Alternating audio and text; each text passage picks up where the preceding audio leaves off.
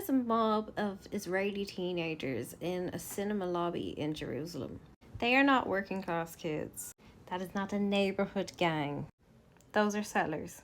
They grew up in areas that are treated as priority zones by the Israeli state. Living there gives their family tax breaks. They get cheap land, subsidized housing loans, and government-funded security. Their schools receive more money per student than schools inside Israel's internationally recognized borders. And their curriculum is colonial indoctrination. Indoctrination that it is taking us on the island of Ireland generations to undo. The British left in 1921 and we still have loyalists lighting bonfires with immigrant effigies on it 100 years later. And these guys are active shooters still in the house with a hardline nationalist indoctrination. They are educated in state-backed religious schools. Some of their rabbis teach that Arabs must leave the land indefinitely or else violence against them is justified. The funding for these mad things, these are 13 and 14-year-old boys in a cinema in a territory that was never Israel. Never. Jerusalem was never Israel. Not even 3,000 years ago. It is American tax-exempt organizations that channel tens of millions of dollars into these schools, into this system.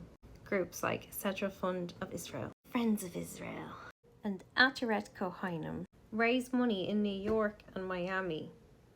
And that pays for legal battles to evict Palestinians, property purchases in East Jerusalem, and youth programs that are tied to groups like Lahava, who are a movement explicitly dedicated to expelling the Arabs. It's a group of Jews come to expel you this time.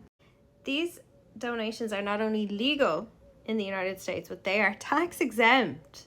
And it is evangelical Christians who send the money, trying to recreate the Crusades and take Jerusalem by force by sending 13-year-old boys into a cinema who use an end of times narrative as a shield for surveillance and war profiteering. Israel, Palestine conflict there is a testing ground for big tech, big war tech. So evangelical money, framed as end of times, is helping build global infrastructure, and it doubles as a live trial for weapons exports back out to the United States and beyond, probably.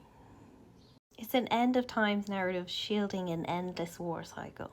Israeli government bonds are still being sold in Western markets. They're actually promoted as a safe investment.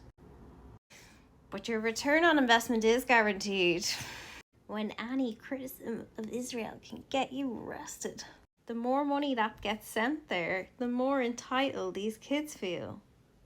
Because they're being funded, you see? They're being told to go there. They get tax breaks and they get told that they are God's chosen people. Whatever it takes to keep everybody fighting, right? The result of all of this now, after 50 years more, is it has manufactured a new class of young people that we have to deal with who believe they are untouchable. They've grown up seeing their communities be protected by the army. They get money from foreign investors and they get validated by politicians.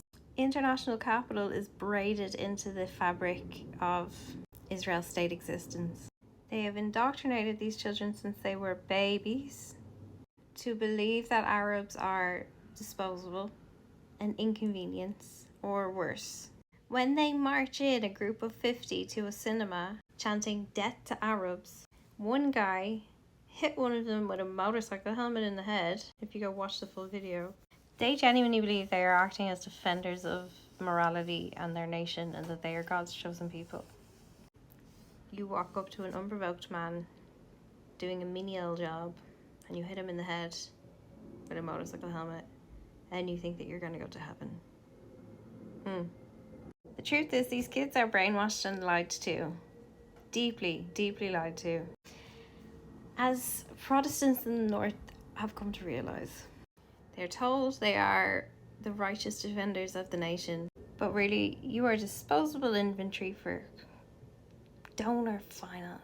A system fed with subsidies. Without the foreign money, they're nothing.